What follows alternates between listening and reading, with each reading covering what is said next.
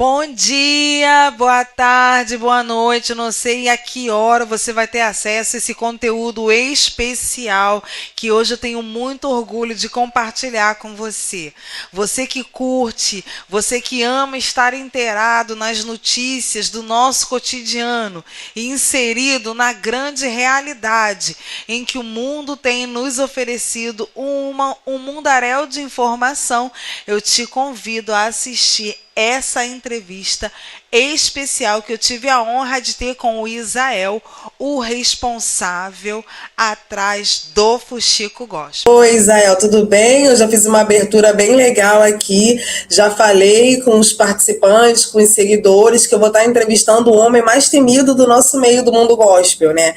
Que a gente está conhecendo, está dando o nome de William Bonner cristão. É verdade isso? Eu particularmente sou fã, adoro estar por dentro de todas as notícias e eu tenho certeza que todas as fontes são seguras, baseado, né, de tudo que a gente tem lido de forma bem transparente e sincera com a sua escrita.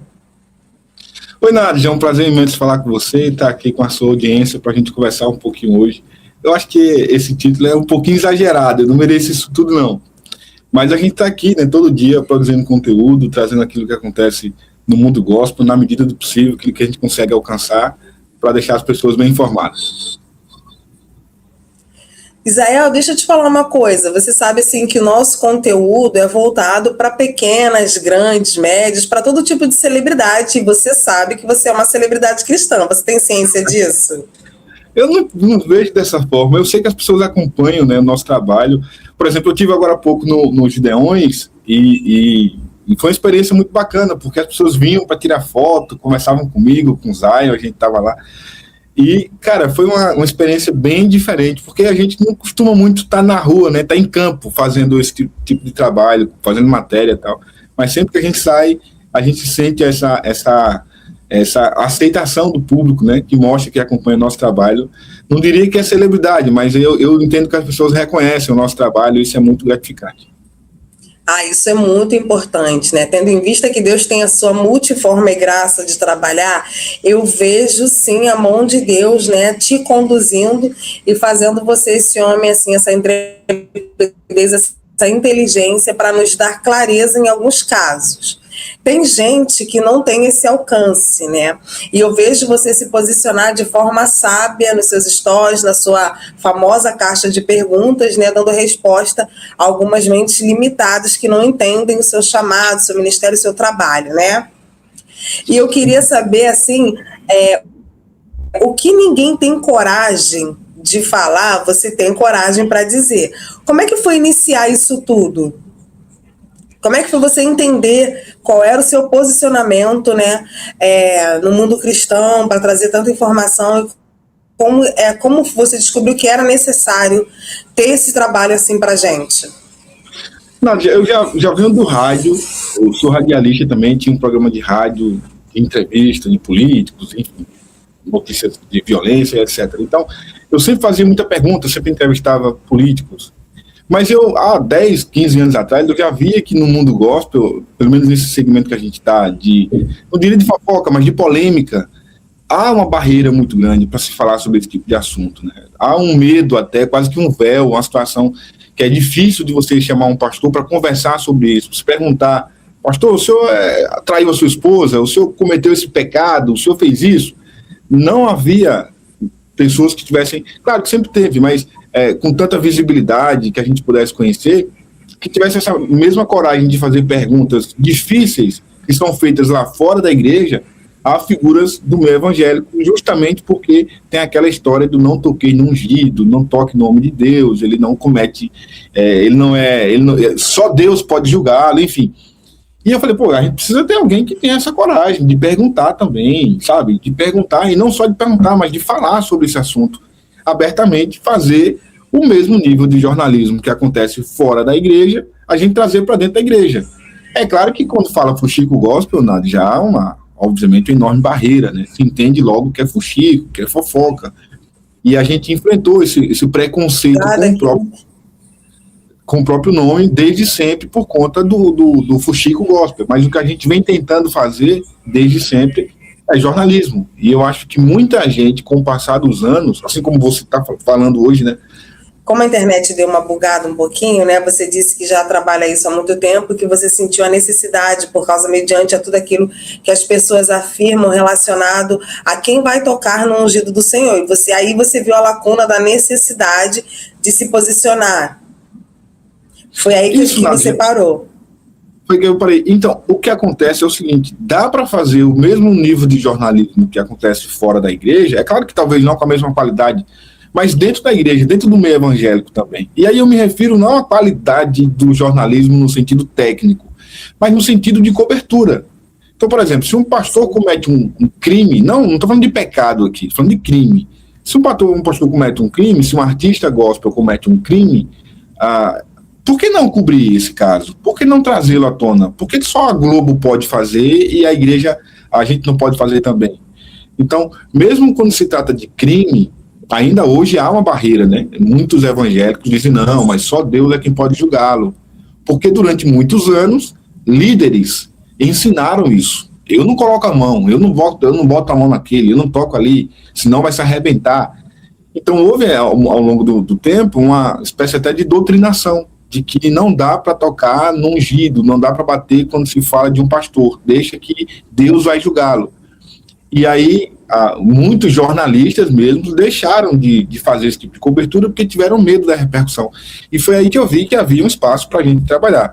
Então, por mais que se tenha um preconceito com o nome Fuxico Gospel, lá atrás, obviamente, tinha muito mais. Hoje a gente vê uma aceitação maior, não é unanimidade, mas as próprias pessoas com quem a gente entrevista, com quem a gente fala, admitem isso, que é um trabalho importante e a gente, graças a Deus, tem conseguido prosperar dentro desse ramo da notícia no mundo gospel, entendeu? Eu acho de suma importância, porque por trás desse conceito, mentes criminosas vão ganhando espaço. E é necessário, sim, ter alguém que se levante com autoridade, ciência e prudência para que a gente venha ter lucidez de algumas coisas. E é de suma importância, assim, o que eu estou achando mais fantástico, né, na atual circunstância em que nós vivemos, é sobre a violência doméstica. Hoje mesmo estava vendo uma matéria sua que você estava falando sobre o caso de agressão, né, da Mila. Eu tenho acompanhado esse caso, eu não sou feminista, mas eu sou uma mulher. E eu sou uma mulher de referência, muitas mulheres se espelham um pouco em mim, na posição agora que eu estou começando a ter a visibilidade, e é muito importante um homem se posicionar e afirmar que sim, é crime e necessita ser investigado e cuidado, né, de forma prudente. Acho super importante. E uma pergunta, tá? Porque eu estou muito nervosa, estou muito feliz, porque para mim você é uma referência e a sua inteligência, assim, é uma coisa admirável. O panorâmico, assim, o cenário, né, do gospel atual. Como você consegue relacionar? A gente está acostumando a dizer essa nomenclatura, né? Eu sou crente raiz, eu sou crente Nutella, baseado em todo o cenário que você analisa, tanto nos bastidores como no atual. Como você denomina o nosso cenário atual? Como Nutella ou raiz? Você acha que está assim, uma coisa deplorável? Ou tem crescido o movimento raiz no nosso meio de volta, né, às primícias? Eu não acho que está deplorável demais, entendeu? Eu até tenho uma dificuldade em fazer esse juízo de valor, porque o próprio nome Fuxico Gospel já dá muita gente a entender que a gente bate em tudo, que acha que tudo está uma desgraça, mas eu não penso assim. Eu penso que existe sim muita gente séria que enxerga o que está acontecendo, né? Por exemplo, o joio e o trigo, eles sempre estiveram juntos. É Cristo quem fala isso, né? E a diferença entre o joio e o trigo é só o fruto que eles vão dar, mas elas são sementes muito parecidos, parecem demais, mas a questão toda é o fruto que um produz e o outro não. Mas a igreja hoje tem muita gente que é os chamados raiz, né? Tem muita gente que é muito séria, Nádia, que não tolera o que está vendo, sabe? Que não quer que isso continue. O problema é que as pessoas não sabem o que fazer. Né? Por exemplo, hoje nós vivemos um tempo em que eu não quero criar meus filhos fora da igreja. Tenho 3 filhos. Eu não quero que eles vão para fora da igreja. Por outro lado, eu redobro a minha atenção com eles dentro da igreja. porque todo dia a gente vê, né, coisas difíceis, seja até mesmo de abusos que acontecem por parte de lideranças. A gente precisa ficar muito atento, abuso até de ordem sexual mesmo, então você fica muito atento a isso que acontece. É claro que isso não é em todo lugar, mas isso nos faz redobrar a atenção, desde uma coisa gravíssima como essa, até também aquilo que é pregado na igreja. Eu costumo, sempre que chegar em casa, que eu vejo que na igreja algum pregador, alguém que veio de fora e tal, trouxe uma palavra que eu entenda que não é coerente com a palavra, eu deixo acontecer, não vou mandar o cara parar de pregar, mas quando chega em casa, senta aqui os três, vou conversar agora, isso aqui está errado, a Bíblia não diz isso, a Bíblia não diz aquilo. Então, o que eu faço, certamente muitas pessoas fazem. Por quê? Porque é melhor do que não levar para a igreja, né? É melhor do que falar, não, vamos ficar todo mundo em casa. Muito embora está crescendo também esse movimento do desigrejado e tudo mais. E esse movimento cresce justamente por conta do que está acontecendo lá dentro. Mas, de novo, eu não diria que é uma igreja, do ponto de vista geral, Nutella. Há, sim, um movimento grande, uma porção grande de pessoas que estão ali só por causa, talvez, da música, só por conta de uma palavra, só por conta de um evento, de uma agenda. Então, ali, e se o pastor tira isso, o cara não quer saber de Deus, não quer saber da igreja mais. Mas tem muita gente séria, Nádia, que está no joelho no chão, está orando pela igreja, está orando pelo pastor, né? Está orando por um avivamento, está orando para que haja um avivamento, uma restauração da igreja brasileira. Sim. O que está acontecendo agora, para finalizar, o que está acontecendo agora, na minha visão, é o natural, é uma fase natural que aconteceu em todas as sociedades, né? Na Europa aconteceu há muito tempo, uma sensação de esfriamento na fé. Na América também aconteceu um avivamento, já deixou de acontecer o avivamento e fica aquela oscilação. É uma fase normal da igreja, entendeu? Sim. A primeira vez que você teve acesso, né, a um bastidor, a um conteúdo bem pesado, né? A primeira vez que você teve esse tipo de contato, assim, logo no início, qual foi a sua reação? Assim, entre você, cidadão, não de comunicador, mas de cidadão, de servo com Deus, você se chocou, você ficou com raiva? Qual foi o sentimento que você sentiu? Eu acho que a palavra que define é decepção. Decepção. Eu acho que foi eu até acho que lembro, foi um pastor dos Gideões, um pregador dos Gideões, quando a gente teve acesso a um material que ele estava usando drogas. Uma coisa muito chocante, né? Falei, meu Deus, isso há, acho, uns 13 anos atrás, logo no comecinho do Fuxico, o cara cheirando cocaína e estava no auge, né, pregando no Gideões. Eu falei, não, cara, eu não, quase que eu não acreditei, só acreditei porque eu vi o vídeo. E foi uma decepção muito grande. Decepção. Imagina. Para quem não está alicerçado, esse também é um dos motivos, grandes motivos do esfriamento, né? E, infelizmente, você tem essa função de expor algumas coisas. Claro que nem tudo agora você está expondo, né? Uhum. Eu acho que você prefere um pouco amenizar as coisas do que expor literalmente. Acho que você pondera um pouco as palavras, né? Porque eu acho que você deve receber muito mais coisas do que você realmente expõe. É porque, se a gente for analisar, Nádia, nos últimos 10 anos, surgiram muitos perfis, muitas páginas, muitos sites, canais no YouTube. Então, não dá para concentrar tudo no Fuxico, né? Tem muita coisa que chega para a gente e fala, aqui eu não vou mexer nisso aqui, porque vai decepcionar muita gente. E aí eu tento fazer com outro caminho e tal, mas é claro, não dá para publicar tudo que chega. Depois fica muito pesada. Nossa. Você já recebeu algum processo? Processos vários. Já recebeu, né? Processo judicial. Vários processos. E ameaça, assim, ameaça de morte, ameaça da sua família? Já recebeu algum tipo de ameaça física? Então, eu recebi ameaça uma vez. Eu acho que não seria ameaça, mas intimidação. Eu acho que é mais coerente dizer. Eu recebi intimidação uma vez, mas não foi da própria pessoa. Foram terceiros que disseram que o cara tinha dito. Não foi o cara ligar e falar, eu vou fazer isso com você, etc, etc. Não foi, entendeu? Foi uma pessoa muito próxima que disse, olha, o cara vai te pegar, o cara vai aí, o cara sabe onde você tá, tal. É claro que isso mexe, né? Isso mexe com o cara, mexe com a pessoa, mas não foi uma ameaça direta, acabou que depois não se confirmou em tudo, assim, não dei nada. Hoje, na verdade, esse cara que teria nos ameaçado lá atrás, hoje é fã do Fuxico, manda mensagem elogiando e tudo mais. Mas assim, a ameaça direta nós nunca recebemos. O preço da exposição. Tem dois. Qual é o preço da exposição, né? Quais são os preços que você tem pagado pela exposição, assim? Porque eu não sei, né? Mas eu tenho visto ultimamente muito você colocar o seu rosto, a sua presença. Você falou que agora você foi lá nos Gideões de forma física. Dá para você fazer uma diferença de quando você não se mostrava tanto de agora com a exposição? Quando eu fui para os Gideões agora, eu peguei uma conexão. Eu sou Maria Alagoas, eu peguei uma conexão e fui eu e meu sobrinho, que é meu sócio. A gente foi para Guarulhos, de Guarulhos e para Navegantes. E aí, quando eu desço do avião, vou pro portão para pegar a conexão, no caminho, no corredor, um cara me abraçou pelo meio, assim, do nada, cara. Eu falei, que assustado, né? Aí ele, antes eu te ouvia de ouvir falar, hoje meus olhos te viram, desse jeito. Aí eu, meu Deus do céu, sou seu fã, varão, te acompanho no Fuxico Gospel, tal. Aí ele tava, a esposa me cumprimentou, tal, me abraçou.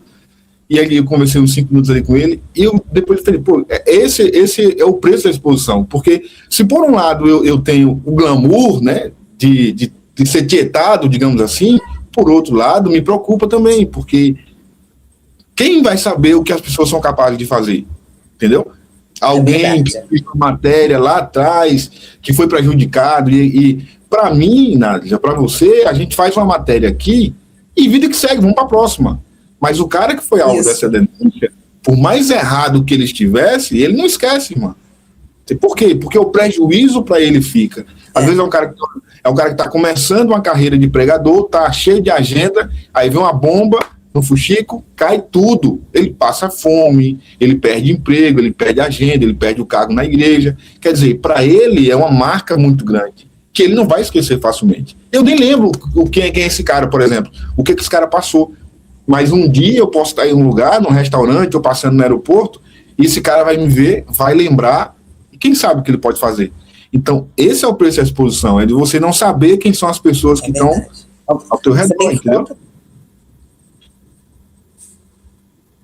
É verdade, você tem que contratar seguranças, mas eu percebo que você tem uma coisa, a gente tem uma coisa assim meio parecida, né? Eu não costumo colocar muito a minha vida pessoal, a minha casa, os meus filhos, até a minha cachorra eu tenho um pouco de restrição, porque eu já tive um stalker, mas eu percebo que você também não coloca seus filhos, não coloca a sua família, ninguém, graças a Deus. Mas como que eles já comentaram com você como é que é na escola, se algum amiguinho sabe, se algum pai de amiguinho falou para eles assim, ih, olha, ele é filho, o pai dele é aquela pessoa.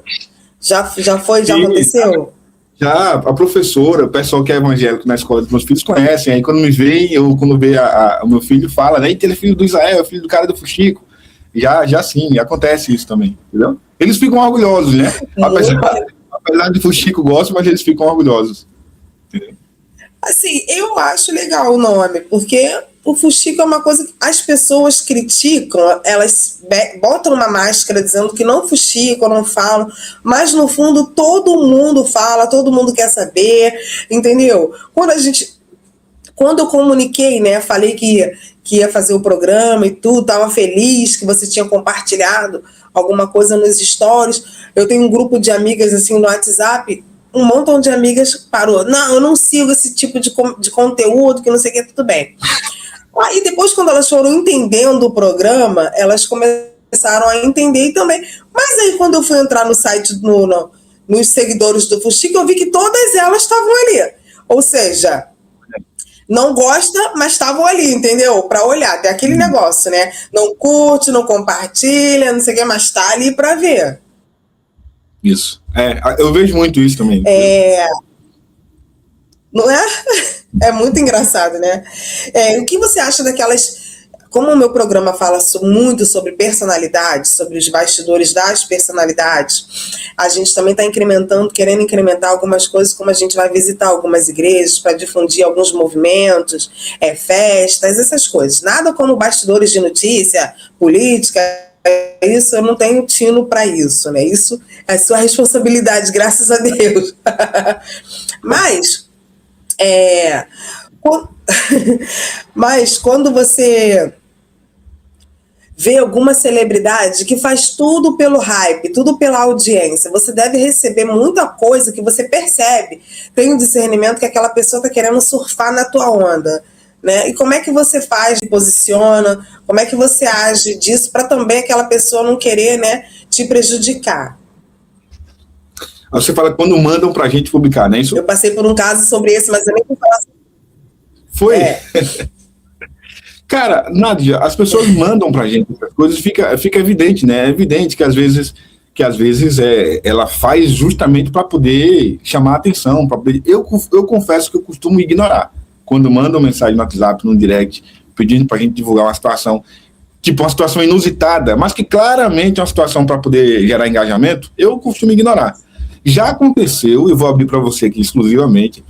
Eita, exclusivo, hein, gente? Não, mas já aconteceu da gente soltar bombas sobre famosos do mundo gospel sendo publicidade. O cara tava pagando pra gente soltar a bomba sobre ele, que em tese seria negativo, mas que na verdade vai trazer, porque você sabe, a publicidade maior, na verdade, quando você fala mal. Quando você fala bem, as pessoas percebem que é publi, né? Mas quando você dá uma cutucada, e aí fica muito natural.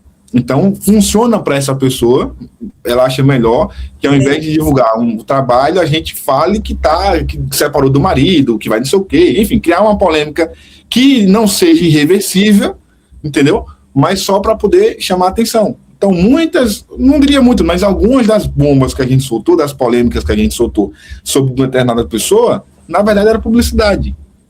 A pública a pessoa queria para hypar. Que maneiro, esse truque é bem legal, hein?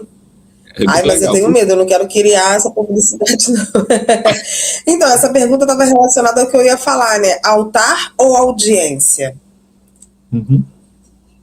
Está relacionada a isso. Altar audiência, né? Ou audiência? Audiência, sempre audiência. Desse povo. Nada desse povo, Nádia, é pelo altar. Eu acho que a pessoa, a minha opinião é a seguinte, é claro que eu não estou generalizando e dizendo que todo mundo é igual, mas eu diria que mais de 90% dos famosos que a gente vê no mundo gospel, seja pregador ou cantor, não é pelo altar, é pela audiência, porque se fosse pelo altar, não estava no palco, não estava cobrando para cantar, não estava cobrando pela sua arte, não estava cobrando pela ministração. Estaria fazendo aquilo ali de forma gratuita e talvez até de forma anônima. Mas toda vez que tem dinheiro envolvido, deixa de ser altar. Deixa de ser altar. É outra coisa. Sim. Na verdade, quem você acha que controla o meio gospel? Quem você acha que controla o mundo cristão? Você acha que em muitos altares verdadeiramente é Deus que controla ou é a política que tem controlado? Então, Deus ele controla tudo, né? A gente não pode também tirar a soberania de Deus da história, né? A gente precisa sempre entender que, apesar de tudo, Deus é soberano. Então, eu acho que a gente tem até pouco controle sobre o que está nas mãos de Deus, o que está na soberania de Deus. Só que como um homem tem livre-arbítrio e escolhe o que fazer, nesse aspecto, do ponto de vista de como está a igreja hoje, eu não posso dizer que é culpa de Deus. Eu não posso dizer que o que está acontecendo nos cultos hoje é Deus que quer que seja dessa forma, né? Eu também não poderia dizer que é a política. Eu acho que a política é a consequência, talvez, de como a igreja está. Essa entrada da política na igreja, ela está sendo permitida justamente por uma falta de temor a Deus, né? Da igreja, do líder religioso, misturar o sagrado com o profano, o sagrado com a própria questão financeira. Essa é braba, misturar o sagrado com o profano, isso é muito forte, né? Mas às vezes a pessoa tá tão cega que não consegue nem entender. Às vezes ela não tá nem percebendo que ela tá misturando, né? Tá tão cega, muito triste isso. Você quer fazer alguma pergunta ou que eu posso continuar? Tem uma... Fica à vontade, tô gostando. Qual é o lado B do gospel? Qual é o lado B da fé, assim, que a gente pode dizer? Você acha que existe lado B na fé? O lado B seria o outro lado, a outra face? É nesse sentido? Sim. Então, eu acho que o lado B, vou falar do ponto de vista do gospel, tá? Do gospel, puro e simples, não da igreja, mas do gospel, o lado B é depressão, é ansiedade, traições, uso de drogas. Eu acho que o lado B do gospel é muito feio, né? É muito feio. O que a gente está vendo hoje de glamour por trás é uma inveja, sabe? Cara, é pregadora com inveja de pregadora, é pregador com inveja do pregador, é cantor com inveja de cantor, tá uma bagaceira só. É muito feio que a gente... Não, vou confessar uma coisa aqui para você. Confessar uma coisa aqui para você também de primeira mão, tá? Eu te mostro aqui o histórico de conversa. Todas as pessoas que eu tenho acessado para poder participar de entrevista, de tudo, todas as pessoas, né, que eu tenho acessado para poder estar no programa, para participar do programa, de dar entrevista, de compartilhar alguma coisa edificante, grande parte tem sido homem. As mulheres é muito difícil a gente ter acesso, às vezes não responde, às vezes trata a gente com ignorância. A gente percebe que tem uma disputa, sabe, desnecessária, uma vez que é um conteúdo para edificação de almas, né, de vidas. E que a gente ainda está dando um glamour, dando uma importância, trazendo uma relevância, dizendo que ela é importante, o chamado ministério que Deus depositou na vida dela, e mesmo assim trata com indiferença. Você acha que nesse ponto o sucesso subiu a cabeça ou é educação mesmo? Talvez seja a própria dificuldade que há no meio, viu, Nádia? Se você observar, por exemplo, você tem muitos homens pregadores e pouquíssimas mulheres, não pregadoras, mas pouquíssimas mulheres que conseguiram destaque nesse meio. Né? Você conta nos dedos o número de mulheres que têm agenda. Bom, um exemplo simples, você tem conta nos dedos as mulheres que já pregaram nos Gideões. Né? Helena Raquel é uma delas. Mas são muito poucas as mulheres que já tiveram a oportunidade de pregar lá. E se você pega a lista de pregadores, são mais de 100, vai ter 2 ou 3 que são mulheres. Já foi pior. Já foi bem pior. Eu acho que já tiveram Gideões que nem mulheres houve pregando. Então, quando ela chega nesse nível de ter agenda e tudo mais, cara, eu acho que ela acaba se fechando ali e pensando, poxa, eu preciso aproveitar isso aqui sozinha, não vou dar muito espaço para outra pessoa chegar, porque senão vai ter a agenda de mim. É tão pouco, tão pequeno o espaço, que ela talvez, não sei se inconscientemente ou conscientemente, ela acaba se isolando ali e tendo até dificuldade de estender a mão para outra mulher também. Nossa, porque senão ela... talvez não ela tinha pensado nessa perspectiva. Ela pode estar pensando, eu vou criar concorrência? Não vou criar concorrência, entendeu? Pode ser isso também. Nossa, muito brabo isso, hein? O que a gente precisa pensar que é um problema, né? Porque, olha, por que são tão poucas mulheres a ter destaque? Porque existem muitas mulheres que pregam muito bem. Né? Tem mulher que prega, veja bem, tem mulher que prega até melhor do que certos homens, mas se um homem e uma mulher for chamado para uma agenda, ela vai ganhar 5, 6 vezes menos do que o cara, né? Pregando mais. Entendeu? E se a gente se posiciona em prol disso, eles desvalorizam a nossa fala, dizendo que é feminismo. O que está acontecendo na pregação, né, que teve, né, nos Gideões. Exatamente, vão dizer e que aí você começa é feminista, que você está falando demais, que não é bem por essa ótica. É bem complicado, né? Na mesa do fuxico, né, que eu falo assim, no sistema geral assim do seu negócio, na mesa do fuxico você não fala nada se não tiver evidências comprovadas, né, e fontes seguras. Isso, exatamente. Essa é uma característica. E como você... Pode falar. Não, conclua. Como você... Essas fontes, você... como é que você conseguiu acessar essas fontes? Ou como você se certificou que são fontes seguras? Então, ao longo dos últimos anos, a gente foi criando uma espécie de filtro, né, de triagem, para poder entender quando, na verdade, aquela informação é verdadeira. Então, antigamente, lá no comecinho, a gente errou muito, porque se o cara falava uma coisa, mandava uma prova até meio simples, a gente já acreditava e publicava. Erramos muito nisso, recebemos alguns processos por conta disso, mas a gente foi estudando, foi aprendendo, foi se aperfeiçoando, e hoje a gente só publica quando, de fato, a prova ela é cabal, né? Se alguém mandou uma denúncia, e essas denúncias, elas vêm, essas notícias vêm justamente por denúncias. Então, o cara tem que mandar a prova, a gente conversa, a gente liga para o outro lado, a gente passa uma semana, 2, até um mês, levantando a informação para poder a gente publicar. Então, a gente só publica quando a gente tem a fonte, tem a informação com todas as provas do que a gente está publicando, entendeu? A gente tem tudo isso. Enquanto não tem, a gente não publica. Nossa, muito. Você falou 3 coisas importantes e que eu também pego lá para o programa, né, para o Enfoque. Primeira coisa, né, por que a Globo pode fazer e a gente não pode fazer? A ideia do meu programa é ter aquele glamour para as pessoas que estão tendo, né, a dimensão de Deus e que Deus tem alcançado para fazer a diferença numa ferramenta que Ele nos deu, que é bastante importante. Porque, assim, igual para me dar essa entrevista, e você disse assim, Nath, você tem ciência que eu não sou do Rio de Janeiro? Então, graças à internet, a gente está tendo, né, essa oportunidade de ter essa entrevista. E em qual momento você acha que o Evangelho virou um produto digital, onde as pessoas querem sempre comercializar a fé através da internet?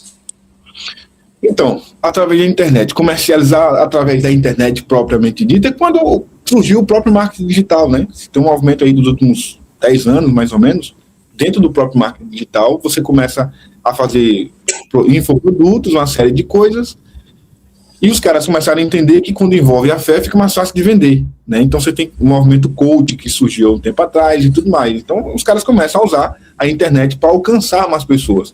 Agora, eu acredito que o movimento evangélico começou a se permitir se tornar um produto, né, ser vendido, depois que entrou a chamada teologia da prosperidade, que é quando as pessoas começam a entender a ideia de que o evangelho não é só sobre oração, fé e céu. Você tem que viver agora. O sobrenatural de Deus, ele é em termos de prosperidade, de finanças, de comprar patrimônio, de construir patrimônio. Então, quando juntou isso, ficou tudo muito mais fácil, né? De você vender qualquer produto às pessoas, mesmo na igreja. Há 20, 30 anos atrás, eu acho que era impensado uma situação como essa, né? De você fazer um congresso e pagar R$1.000, por exemplo, para sentar na cadeira, porque fica mais perto do pregador. Mas quando vem a ideia da teologia da prosperidade, isso é vendido com muita facilidade, né? A ideia de semear, a ideia de plantar na vida de alguém, de que você vai colher aquilo que você plantar, você dá 1.000 para ganhar 100.000. Então, a teologia da prosperidade, eu acho que foi um grande marco na história da igreja brasileira, estou falando no sentido brasileiro. Foi a teologia da prosperidade que virou a chave na cabeça das pessoas, e aí foi só ladeira abaixo. Eita. Você acha que o sucesso afasta muitas pessoas do propósito? Com certeza. Quando a pessoa busca o sucesso, ela já está distante do propósito. Não precisa chegar no sucesso, entendeu? Não precisa chegar no auge, chegar no alto do conhecimento. Quando ela quer isso, quando ela vive para isso, ela já está longe de propósito. Eu costumo falar, às vezes, nos vídeos, que tem muita gente boa, muita gente que tem um relacionamento puro e verdadeiro com Deus, que não estão no Spotify, não estão no YouTube, sabe, não está no auge, e para ela tá tudo bem, é exatamente o que ela quer. Ela quer aquilo mesmo, ela não quer o sucesso. O sucesso para ela é aquilo, não é a fama, entende? Quando o indivíduo busca a fama, ele já está desconectado do propósito. O propósito não é isso. Isso. Nossa, forte demais. O algoritmo da influência te capacita a abrir algumas portas? Você acha Sim. que se você tem exemplo, tem algum exemplo? Não, é porque, assim, ó, como eu falo até em relação ao Fuxico, eu sei que muita gente com quem eu me conecto só se conecta a mim por causa do Fuxico. Se fosse Eita! Fuxico, Não é?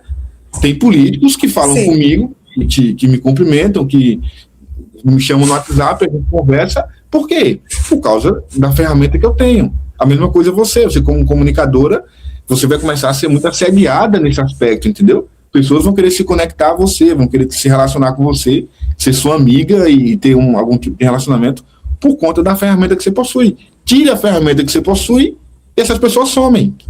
Então, a ferramenta faz isso, né? Nossa, isso é muito forte. Meu Deus, eu fico até tonta, né? Porque as perguntas são diretas e ele nem pisca, né? Ele vai direitinho na resposta certinha. Na atualidade, o que você acha que Deus tem passado? Qual é a mensagem de Deus, né, para o povo, para a igreja brasileira agora, nesse século, nessa geração? Quando o povo de Israel estava no exílio lá no Egito, durante 400 anos, Deus ficou em silêncio, né? E eu tenho quase essa sensação, sabia, Nádia? Que Deus parece que está em silêncio. Em relação ao Brasil. Eu acho que Deus está só esperando a gente acordar dessa loucura que a gente entrou. Eu acho que a mensagem de Deus é silêncio. Eu não acredito muito nessas profecias que a gente vê atualmente. Não é que eu não acredito em profecia, mas eu não acredito nessas revelações fajutas que a gente vê na internet, que Deus disse, Deus mandou. Eu acho que tem muito teatro ali.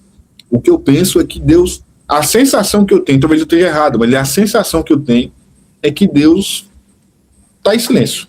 Não está falando muita coisa, não. A gente está por conta própria.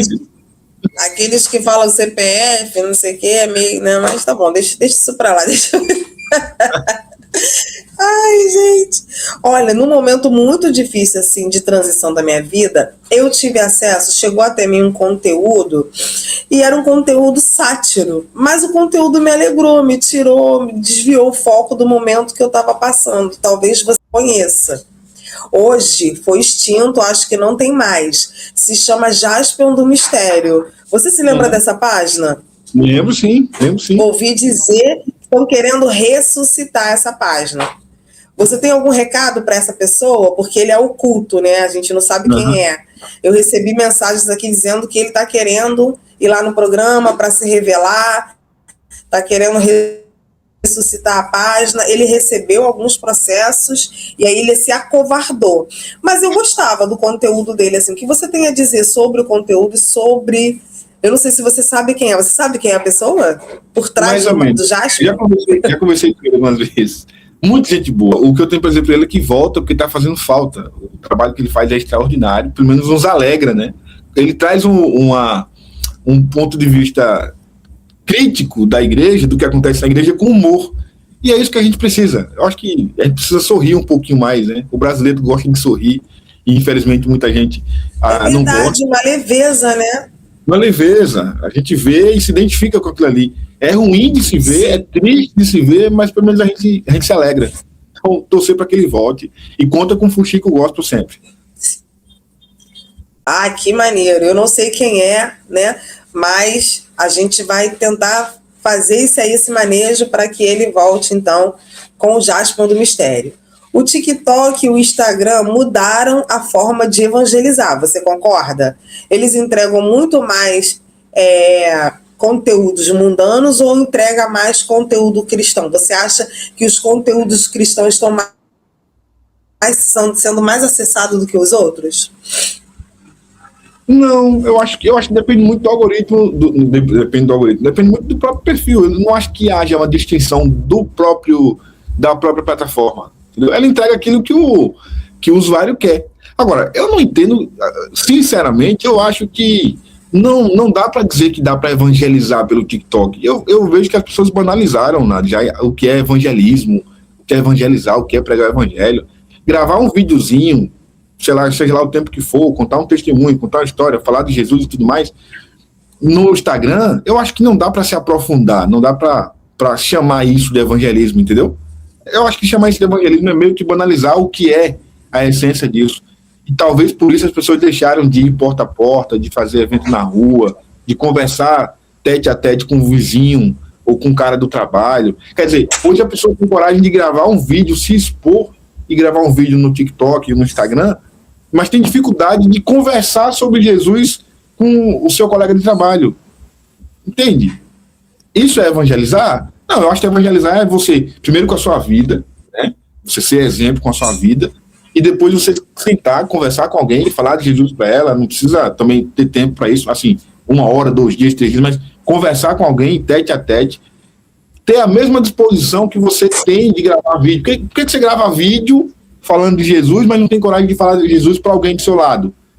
Esse é o ponto. Eita, é forte. Não é? É forte. Ontem eu fui numa vigília, cobri um evento, tinha centenas de jovens, nomes consideráveis, celebridades cristãs, almas foram, né, convertidas ao Senhor. E eu queria que você deixasse um recado para os jovens, para a geração, né, que está crescendo agora aqui no Evangelho. E eu queria que você encorajasse esses jovens a se posicionarem como você está se posicionando, para não aceitar qualquer tipo de informação, para buscar conhecimento e para sim se posicionar como um crente raiz. Você pode dar essa recado, essa mensagem para os jovens, porque eu percebi que também que muitas pessoas que acessam o seu conteúdo são jovens. Então, para esses jovens, a primeira coisa que eu posso falar é se aprofundem na palavra, porque de nada adianta você se aprofundar apenas em eventos, em vigílias, etc., etc., se você não se aprofundar na palavra. Quando você está aprofundado na palavra, você está firme na palavra, você sabe o que está na palavra, você não é facilmente manipulado. Então, há muitos movimentos hoje, Nádia, que facilmente manipulam as pessoas. Elas têm emoções, elas choram, elas fazem isso, elas fazem aquilo, e acham que estão vivendo o verdadeiro evangelho. E elas só vão encontrar o verdadeiro evangelho se aprofundando na palavra. E os jovens são fortes, a própria Bíblia diz isso. Então, nós é que temos o compromisso de, sabe, com a nossa juventude, a gente mudar a geração que está por vir. Essa geração precisa se aprofundar muito na palavra para que a próxima geração ela seja uma geração que vai vir também baseada na palavra. Porque senão a gente vai estar produzindo uma geração TikTok, uma geração Nutella, uma geração que o vento sopra e o cara cai. Então, vocês jovens são fortes, se aprofundem na palavra, não deixem que qualquer vento, qualquer sorte de influencie a fazer o que você acha que é o certo. Não, o certo está na palavra. Então, estudem, leiam, se aprofundem. Talvez esse seja o pilar, né, do cristianismo, é se aprofundar na palavra. Nossa, forte demais. Israel, estou muito feliz de ter participado com você dessa entrevista. A gente já está um tempo significativo, sabendo que hoje a gente está gravando, né? Mas é um final de semana, não quero mais tomar seu tempo. Te agradeço, tá? Pela sua consideração. Quero deixar aqui exposto e explícito que ele é muito educado, prontamente nos atendeu, tá? E é um homem de Deus. Então, você que tem restrições contra o Fuxico Gospel, não faça isso. Acesse livremente, leia todos os artigos para que você fique por dentro da educação, da política, daquilo que te cerca no teu país. Israel, só tenho que te agradecer, tá bom? Nádia, pode obrigado. Deixar que daqui a um mês, 2 meses de novo, vou querer outra entrevista. A gente vai fazer lá do estúdio, uma transmissão melhor, porque a internet só fica bugando aqui com a gente, né? Estarei à disposição, foi um prazer imenso falar contigo, sucesso para você. Vou organizar isso para a gente fazer uma transmissão ao vivo. Não saiu nada. Vamos de novo. Deixa eu falar. Então, obrigado a você pelo convite, fiquei muito feliz de participar aqui, espero que as respostas tenham sido a contento, dizer que você é extraordinária, continua com esse trabalho, vai dar certo, é só continuar, né? A gente começa com o trabalho, tem dificuldades, convida um, o cara não vai, convida outro, não vai, mas vai insistindo, vai batendo nas portas, uma hora alguém vai abrir, alguém vai aceitar sentar com você e contar a sua história. Eu estou à disposição, se você quiser chegar alguém, de repente eu já tenho algum contato, fala comigo, que eu tento fazer essa conexão para te ajudar também, para aumentar aí a lista de entrevistados, e estarei sempre à sua disposição. Sucesso para você. Nossa, muito obrigada, tá? Muito obrigada, gratidão. Tchau.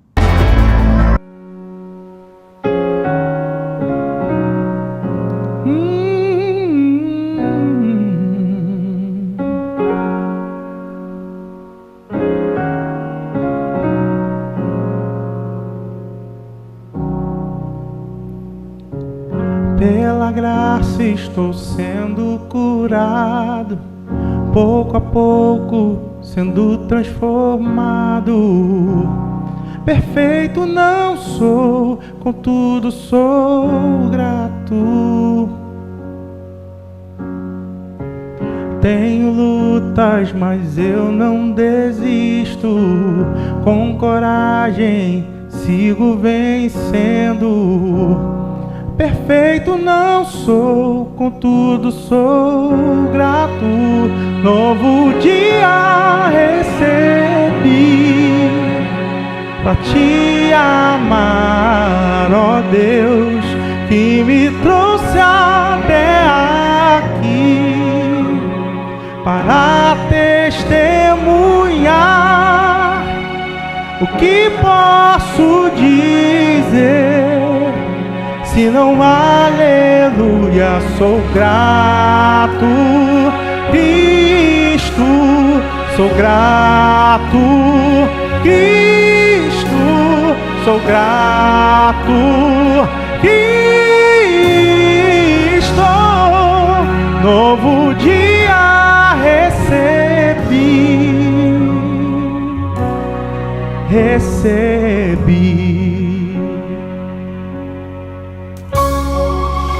Quando a noite se aproximava, quase sem esperança eu estava. Minha mão segurou, por isso sou grato. Quando no fogo eu fui lançado, El Shaddai, você estava ao meu lado. Nunca me deixou, por isso sou grato. Novo dia recebi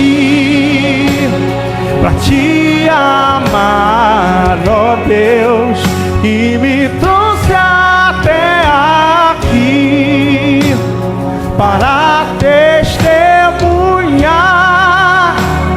O que posso dizer se não aleluia? Sou grato, Cristo, sou grato, Cristo, sou grato, Cristo. Novo dia recebi, recebi.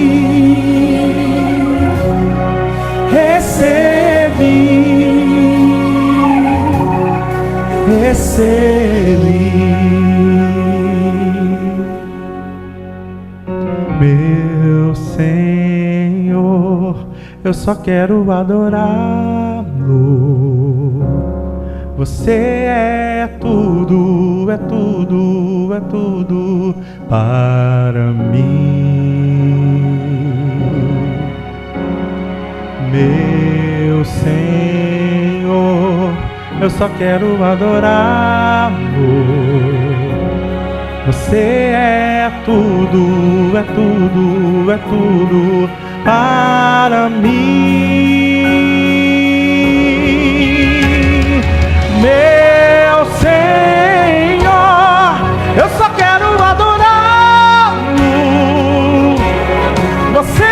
Você é tudo, é tudo, é tudo para mim. Meu Senhor, eu só quero adorá-lo. Você é tudo, é tudo, é tudo para mim. Novo dia recebi pra te amar, ó Deus, que me trouxe até aqui para testemunhar.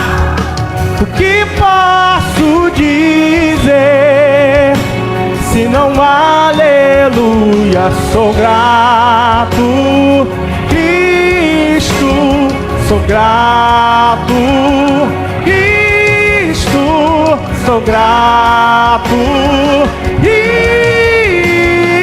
Isto novo dia recebi.